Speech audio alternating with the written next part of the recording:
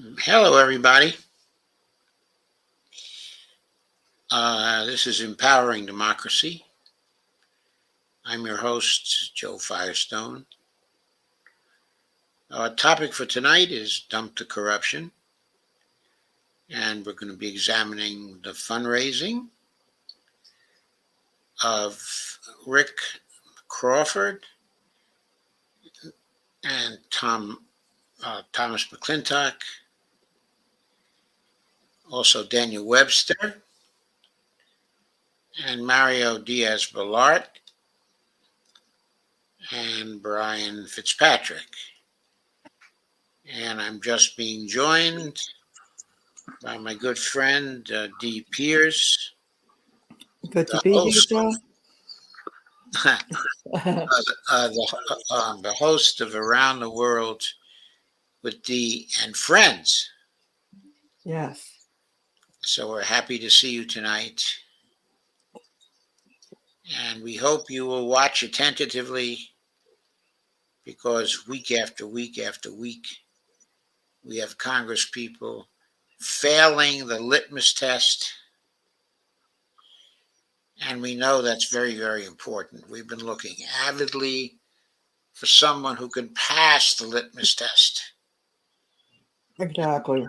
And we don't have anyone as yet. We've gone through 25 of the regular Democrats, 95 of the Congressional Progressive Caucus, and now we have gone through the first 5 of the Republicans, and this is the second batch of 5. We should call them regular Republicans that we will be testing with the litmus test tonight. Yes. So I'm going to start by sharing the screen for the fundraising of Rick Crawford, who's from the 1st District, of Arkansas. Here's the summary data on Rick. Rick was unopposed. No, I'm sorry. He wasn't unopposed. He was opposed by Monty Hodges. Rick Crawford raised $1,086,520.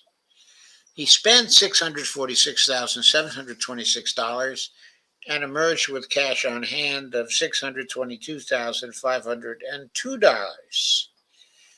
And Monty Hodges, his Democratic opponent, raised $66,984, spent $64,098 and $3,329. So Monty Hodges was outspent by Rick Crawford by 10 times.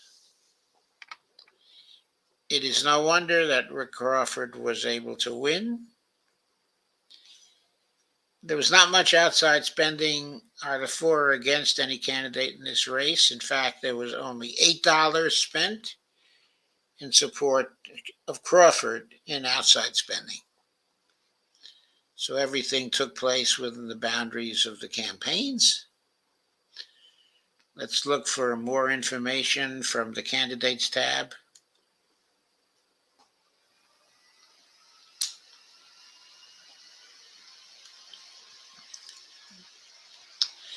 And Rick Crawford got 73.8% of the vote. He had only 21,803 in small individual contributions. He had 461,717 in large individual contributions of more than $200 from people who we assume are well off, because who else contributes more than $200 to a campaign if they're not well off? Very few people. Then there were PAC contributions of 599,400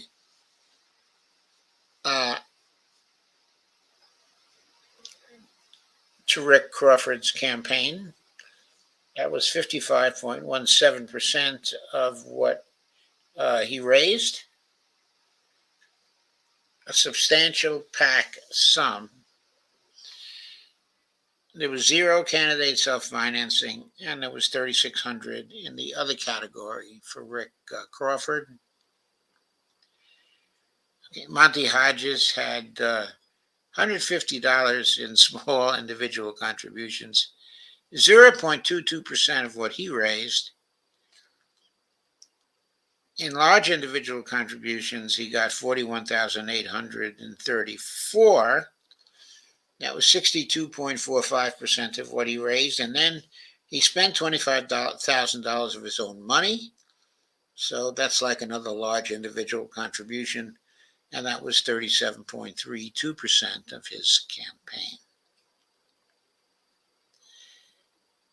He didn't appear to get anything in external contributions, in outside spending, in favor of him. So, anyway, Rick Crawford easily fails the litmus test, easily bites the dust for his 461,717 individual contributions and 599,400 in PAC contributions. He was a real Pac-Man. Yep. And now we come to our second candidate.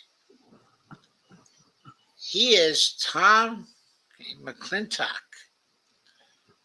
a well-known Californian who's been a congressman for quite some time. He was the incumbent in this race in 2022. He raised $1,667,476. He spent $1,700,732. He ended with $137,540 cash on hand. He was opposed by Mike Barkley, a Democrat, and Barkley raised $461,674, spent $462,049, and was left with $78 at the end of the campaign.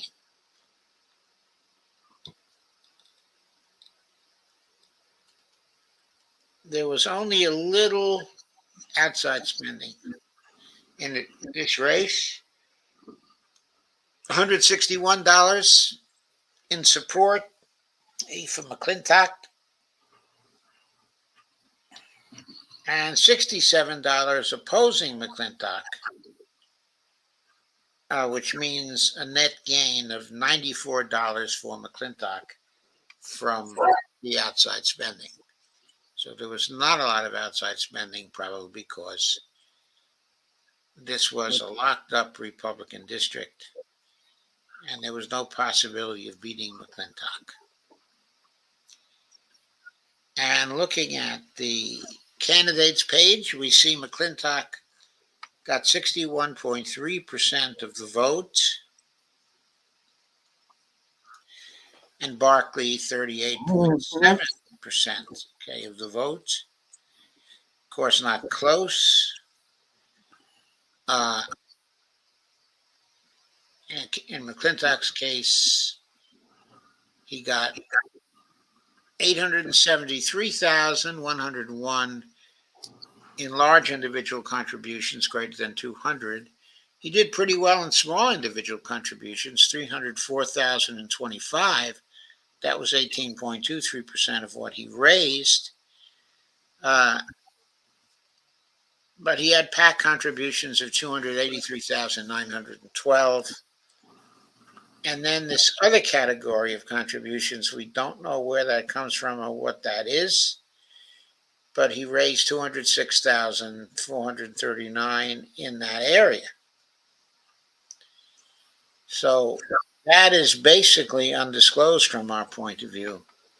We can't tell where it came from, but we can tell that certainly McClintock fails the litmus test because of his large individual contributions and his plentiful PAC contributions as well. So there we are. Tom McClintock bites the dust too. Mm-hmm. So we have 2 out of the 5 people we'll cover tonight quickly biting the dust. We ought to remind everybody of the rule here.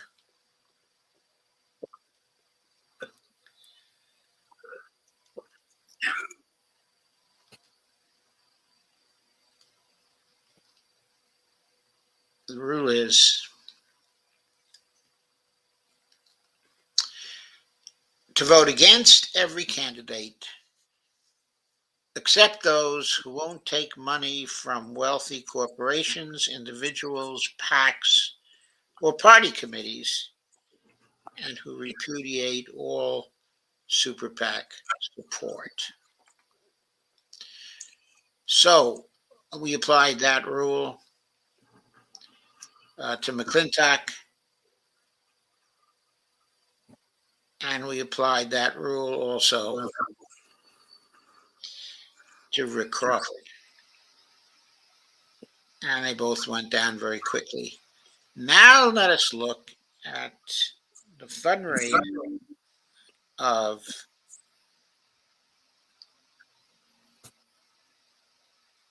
Mario Diaz-Balart, a very well-known incumbent on the Republican side. He was operating in a very safe Republican district. He raised $1.8 million, spent $1.5 million, ended up with cash on hand of $1.3 million. And Christine Olivo, the Democrat running against him, only raised $138,187, and she was outspent by more than 10 times. She spent $131,107. She emerged with $7,096 in cash for the next campaign, if there is one for her. Now, the former congressperson, who was Debbie Mucarsel-Powell, got some outside spending in her favor, $3,493, not much in outside spending. Christine Olivo got $996 supporting her in the form of outside spending as well. So there wasn't a lot of outside spending. It was not a factor in this campaign. Let's look at the candidates page for a minute.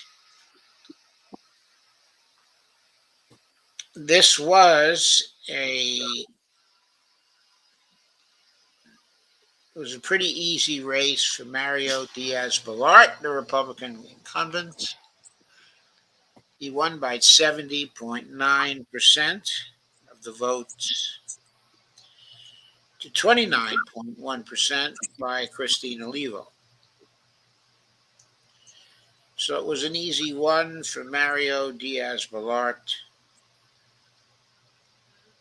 who has been the congressman there for years and years and years, and who was once a Cuban refugee.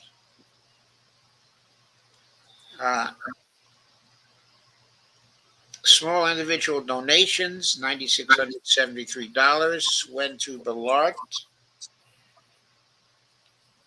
In large individual contributions above $200,000, Balart got $910,216.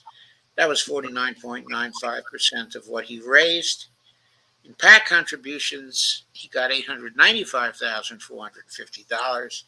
That was 49.14% of what he raised.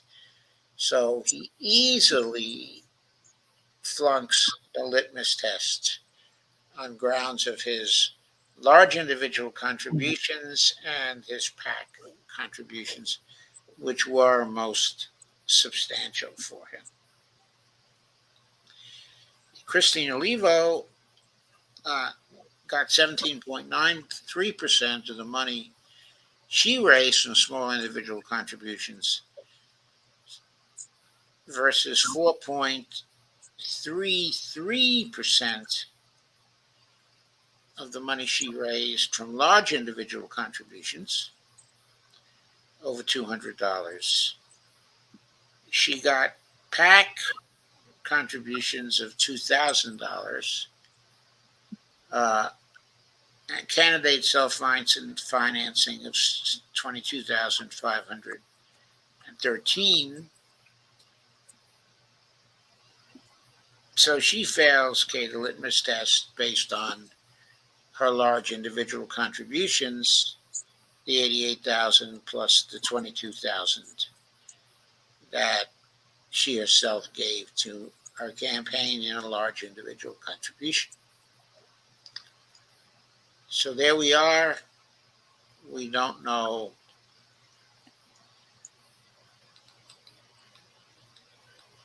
exactly what the outside spending was like, but it was a relatively small factor in this campaign. So we see Mario Diaz-Balart definitely bit the dust. And we move on to two other candidates. A second from Florida. We picked up two from Florida today because Florida is one of the largest of states. I'm sorry, was this from Florida? Yeah, Florida District 11.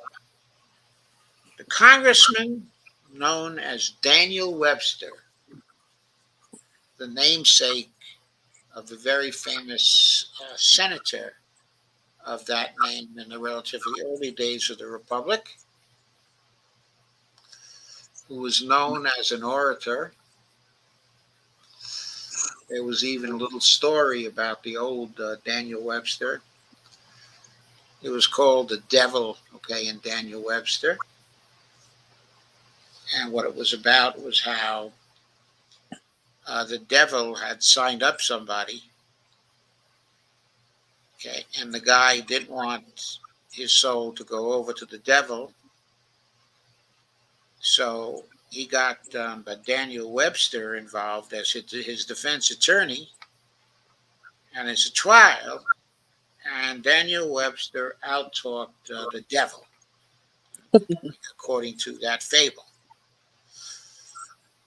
So there it is. There are a lot of fables like that, but the point of this fable was, Daniel Webster was quite an orator, quite the orator.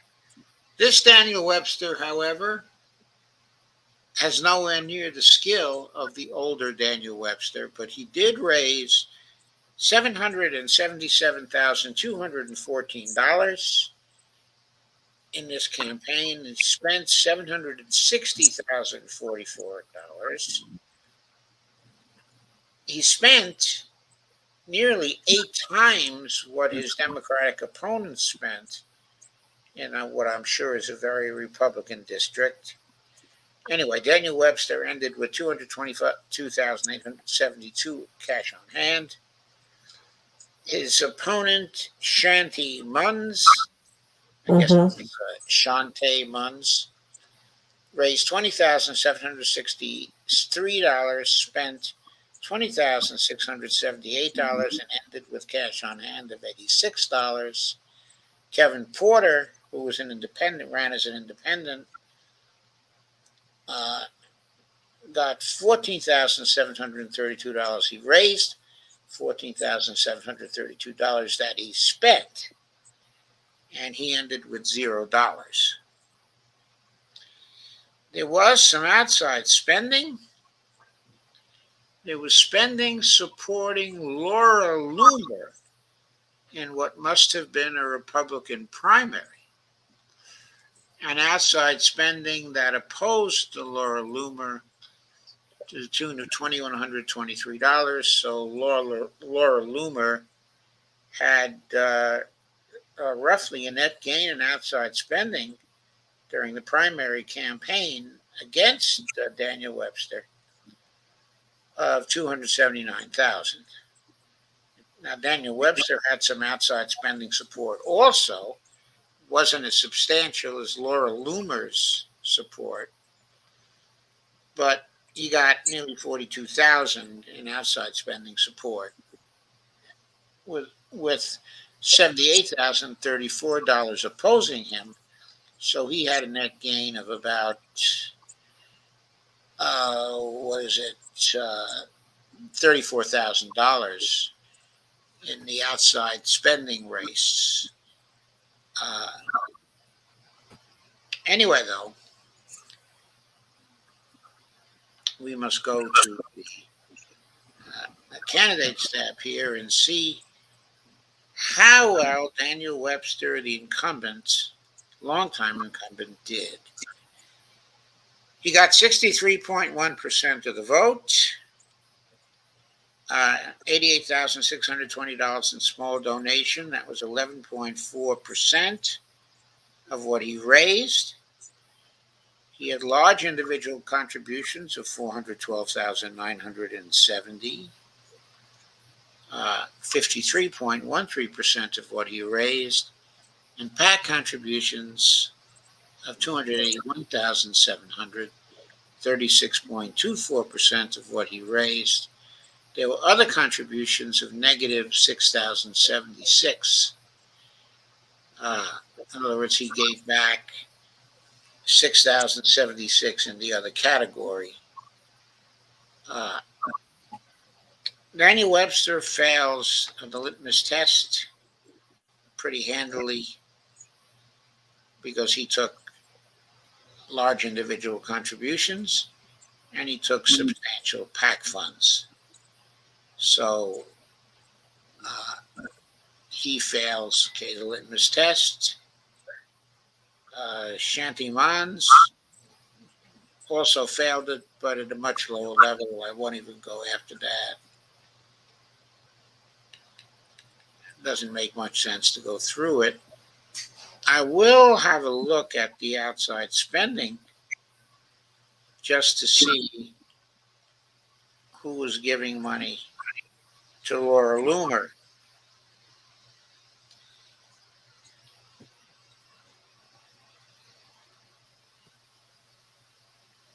So Laura Loomer was supported by a super PAC called the American Liberty Fund. That sounds like an extreme rightist group. Sure does. And they gave her the $281,108. But I think she failed to win in the primary anyway. There was a Congressional Leadership Fund contribution, a carry committee of nearly $40,000 that must have gone to Daniel Webster. And then there's Conservative Republicans for Responsible Representation. That was a PAC, and they spent $4,230 in support of Daniel Webster. And then there was some Planned Parenthood super PAC spending for the Democrat Shanty Mons in the race, and a real Republican Reform PAC, super PAC. Even though they're a PAC, they are in fact a super PAC. They spent $7,834,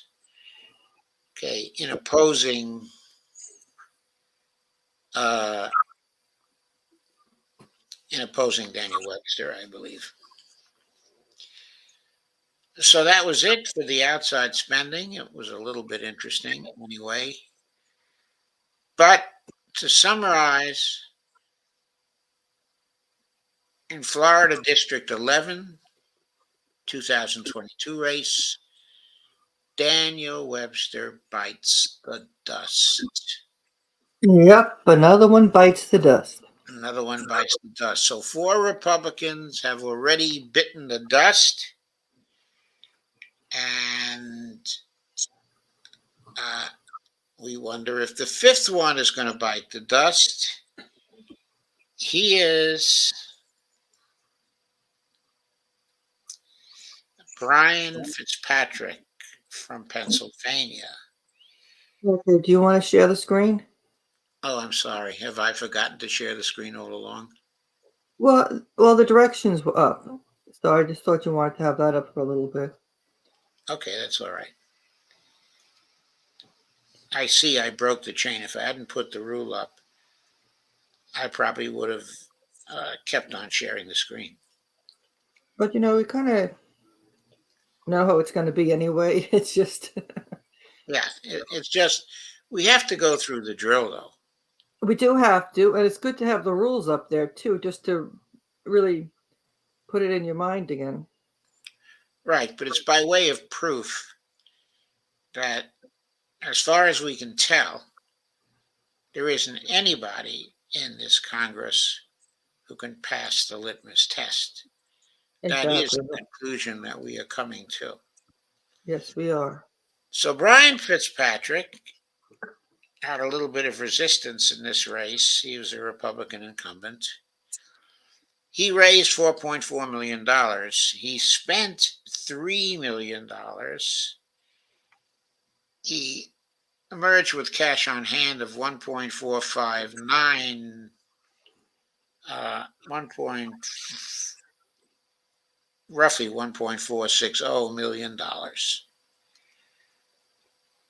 By the way, his district in Pennsylvania is District 1 in Pennsylvania. His Democratic opponent was Ashley Ehas. I think that's an East European name, but I'm not sure. Anyway, and I don't really know if that's a she or a he.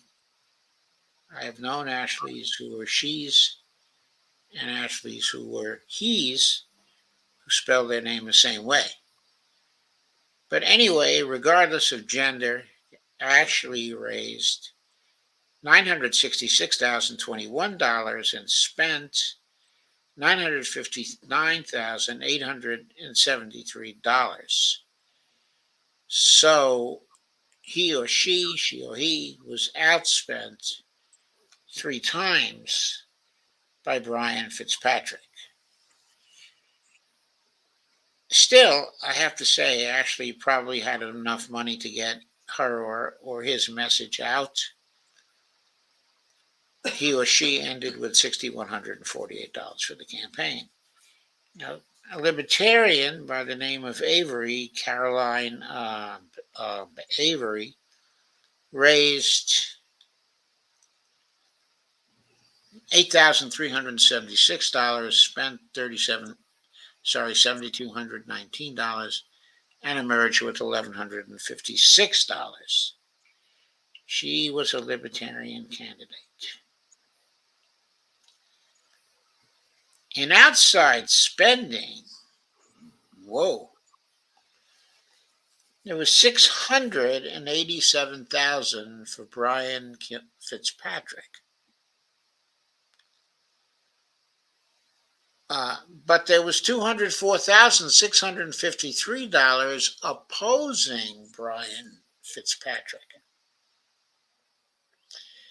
There was $73,323 in favor of Ashley Ehas, and only $245 in opposition to Ashley Ehas. So in the outside spending race, if there is one, there was a net gain of $73,000 for Ashley, but also a net gain of $483,000 for Brian Fitzpatrick.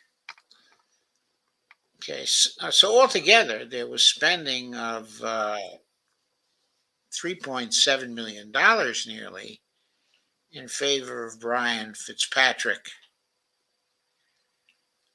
Okay, so Ashley Ahaz was outspent by roughly 3.5 to 1 rather than simply the 3 times, really 3.5 times. So looking at the candidates tab, we see the race was pretty close. It was won by Brian Fitzpatrick, 54.9% to 45.1% for Ashley Ehas.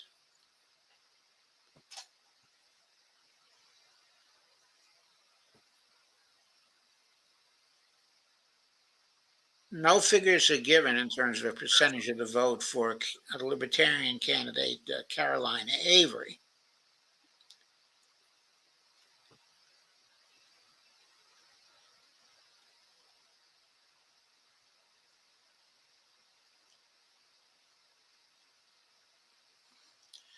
So Brian Fitzpatrick was the not so easy winner at 54.9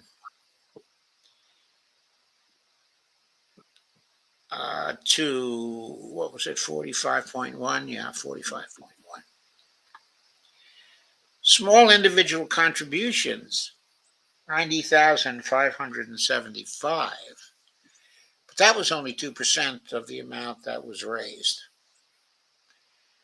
Large individual contributions to Fitzpatrick were $1.9 million. PAC contributions were 2,030,754,000. 45.93% of the amount raised. And the large individual contributions were 43.67% of the amount that was raised. There was another category with 369,097 in it. We don't know what that other category hides. Okay.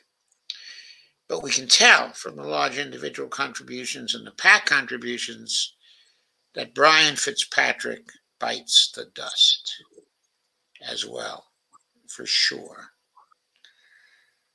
I'm going to look at the PAC spending here and the outside spending, and I'll look at a number of other tabs because they might be interesting in this case. And since it was a relatively close race, it may merit finding out some more information.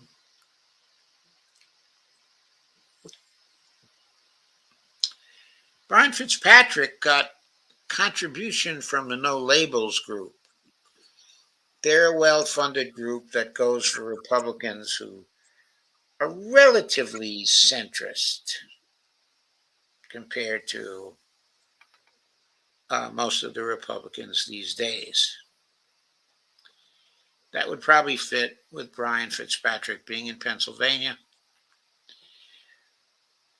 Anyway, he got his largest contribution was probably a law firm, Welch Carson et al. He got a 15,000 contribution from the Royal Bank of Canada, 17,500 from Blue Cross Blue Shield. Anyway, I won't go through all the small contributions, just the outstanding ones. Might be able to learn a little more by looking at the industries here. Okay, securities and investments. Yeah, Brian Fitzpatrick's got to be a Wall Street guy. Anyway, securities and investments, $505,068. Retired people gave him $335,316. Leadership PACs, $305,600. From real estate, he got 235,937. From health professionals, 195,615. Transportation unions, 125,900. A Republican conservative groups, $112,401.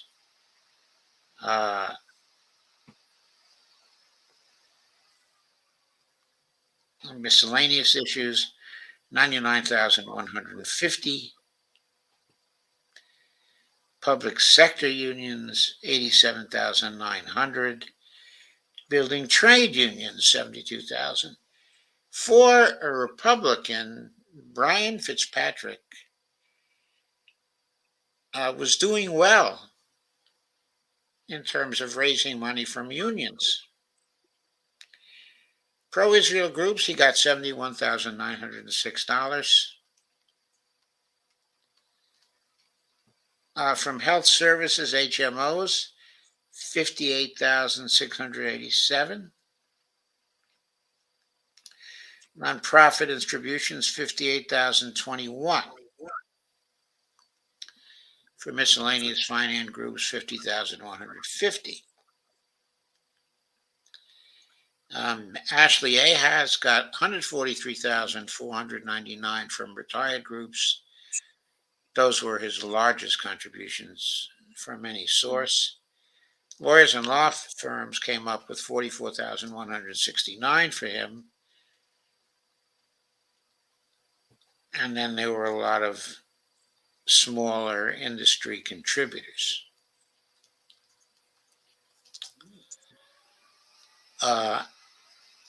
Let's look at the sectors.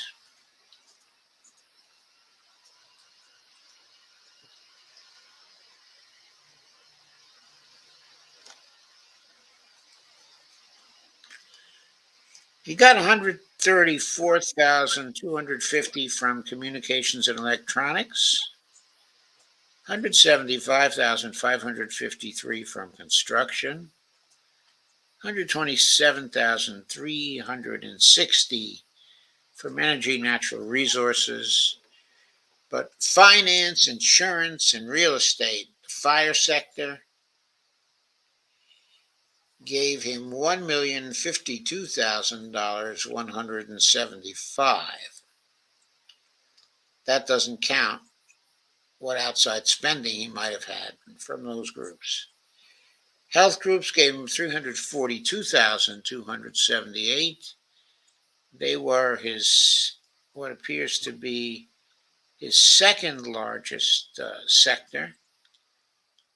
He did get 145,000 from lawyers and lobbyists. 347,900 from labor. So labor was his second biggest sector.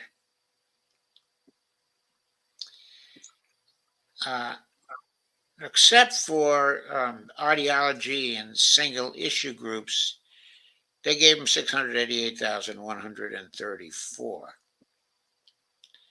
So that was interesting. Let's look at the PAC tab here, and then outside spending very quickly.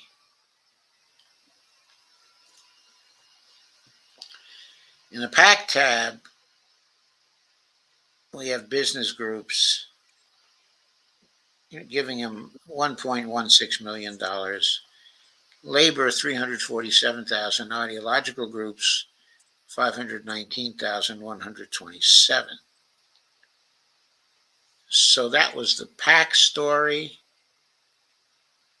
A lot of business PAC money, a lot of ideological PAC money, and a lot of labor PAC money. Don't know why labor would give so much money to a Republican, but there it is.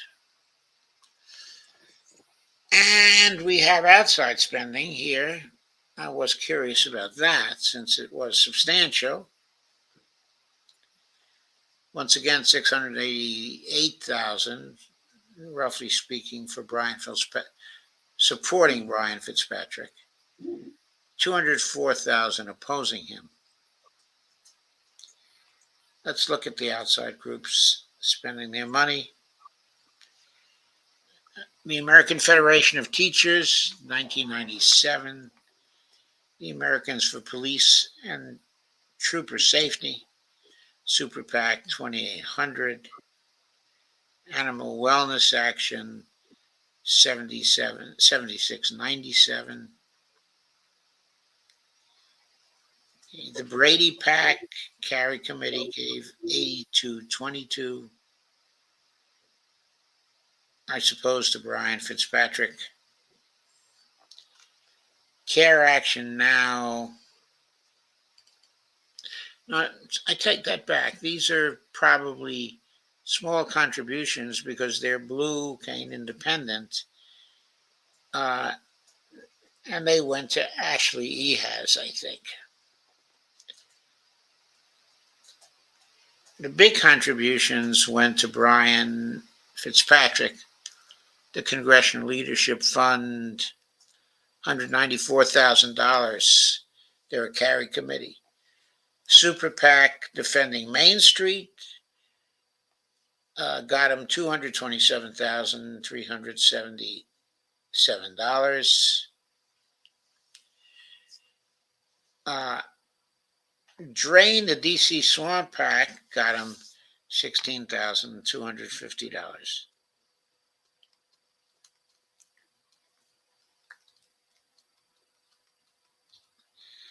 National Republican Congressional Committee got him $103,000. By the way, there was $161,377 from Planned Parenthood votes. I think that one was probably for Ehas as well.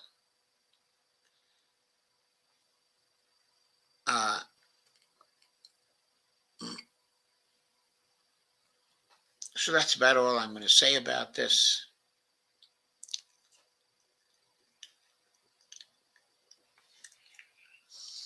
There were very big contributions. But, as we showed easily before, Brian Fitzpatrick also bites the dust. He easily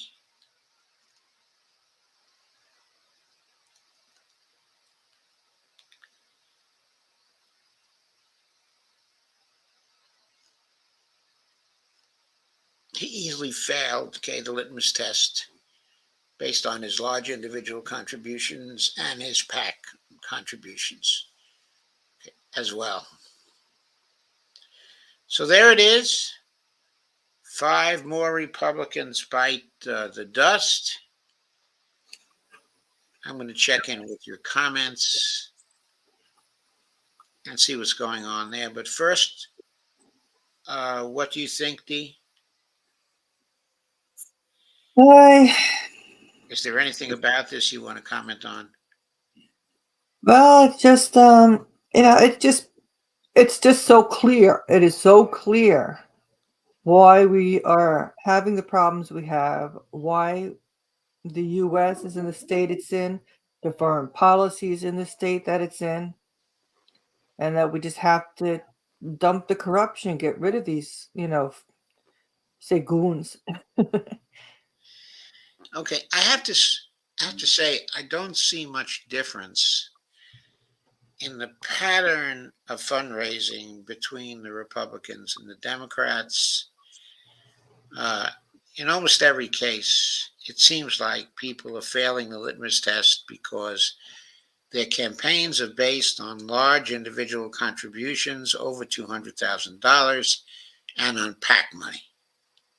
Right, because they're looking about paying for their campaign. But then again, when you talk about the blood money, you take the money and, Yeah, you take the money from the wealthy donors, you're going to be representing the wealthy donors. Exactly. So what you particularly believe in, you can't follow through on because you've got to satisfy you have to satisfy your wealthy donors. Exactly. So we see that once again. We'll take this up again on Wednesday of next week, when we'll do at least another 4 of the Republicans. I might increase the pace of doing this, and maybe add an extra Republican or 2 next week. But that's on Wednesday. That's going to be going on Wednesday. On Tuesday, I will start off the week with another program in the series dealing with how the coming victory of Russia, okay, in the Ukraine war, of the coming impact, okay, of that the likely impact of that coming victory on the United States, our people, our foreign policy, and so on. And Matt Waldy, I believe, will be joining us for that. Dee will also be joining us for that, I'm sure. Yes, I will. I will be joining us for that. And I hope Madeline Hoffman will be joining us for that too. I think she can do it. And I suspect that she will be joining us for that international relations discussion, because international relations is her favorite subject. Mm-hmm. Uh, True. and we're asking a very pregnant international relations question in that series. So I hope you'll join us on Tuesday, and for more of Dump the Corruption on Wednesday. Then on Thursday, we'll be doing more on the political aspects of the end of neoliberalism, what we hope is the coming end of neoliberalism here in the United States. We've agreed in past shows that the ideology of neoliberalism seems to be bankrupt. Okay, right now it's lost its vitality. Generally, ideological arguments are lost by the neoliberals, but still they retain their power, as witness the debt ceiling crisis we have here right now. What's that based on? It's based on the idea that there are certain things we can't afford and certain things we have to cut, and a certain austerity that we have to impose. Why? Well, the Republicans will never admit it's because they just want to be mean to people. Mm-hmm. And also Democrats, who are closely allied to them, don't want to admit it's just because they want to be mean to people. They want to say we can't afford it. That is due to neoliberalism and the ideology they still believe in. So we'll be coming back with another show on that next Thursday. So I hope you'll be here for all our shows, and I hope you'll be here for Dee Pierce, extremely interesting Around the World with Dee and Friends, the foreign policy show. It's doing something that no other show is doing now. It is tracking the human rights violations that are occurring day to day in the relations of the Israelis to the Palestinians. Okay, not so much what's occurring in Israel, but what's occurring in the Palestinian part of the partition, the Gaza Strip and the West Bank. The Israelis are committing human rights violations there with no other authority than the fact that they are the occupier. Dee is all over that. She's covering it like a wet blanket. And uh, I think everybody should be there to hear it and to know Mhm. what's going on, because it is pretty horrible and it needs to change. Kay Ryan says this country is a lost cause. No, Kay, it's not a lost cause. We've got to keep fighting. We have this election in 2024 coming up. We have to make this a big movement by then. Exactly. It's up to us. We have to work hard to do that. It is up to us. We can throw everybody out. That should be our objective, because so far no one has passed the litmus test. No one has behaved according to the rule, what the rule mandates. Therefore, they must go. Right, But, we were hoping that even that when you were covering the progressives, that maybe we may find somebody. oh, And there yeah. was nobody. Oh, yeah. I was starting out with high hopes that some of the squad would pass the litmus test. But none of them did. And even those who were very effective in small dollar donations, such as Katie Porter and AOC, also relied on large individual contributions. Uh, and there was some PAC money taken, not much by Katie Porter, though, almost none by Katie Porter, if I recall correctly. I think AOC took some, but it was mainly the large contributions that flunked their litmus test. So, thank you all for coming, and I will certainly see you next Tuesday. Uh, I may also see you over the weekend if Dee has some streams over the weekend. Yes, I'll have some streams over the weekend. So come on over Okay, and join our conversation. okay, I will probably come on over. I feel a need for some relaxation this weekend. Uh, the streams we had on Wednesday night uh, were rather exhausting for me. Mm-hmm. And I felt, my blood pressure on the increase again. So you got to So take it easy. I'll continue to try to bring it down. I've done very well so far in doing that these last 2 days. I'll continue to try. If it's down where I want it to be, then uh, you'll be able to count on me for the weekend streams. Yeah, I'll see what's happening. But usually Saturday, Sunday is usually if there's something going on, and then I'll come on Sunday. But Saturday, I usually just it's more like a hangout type of show. So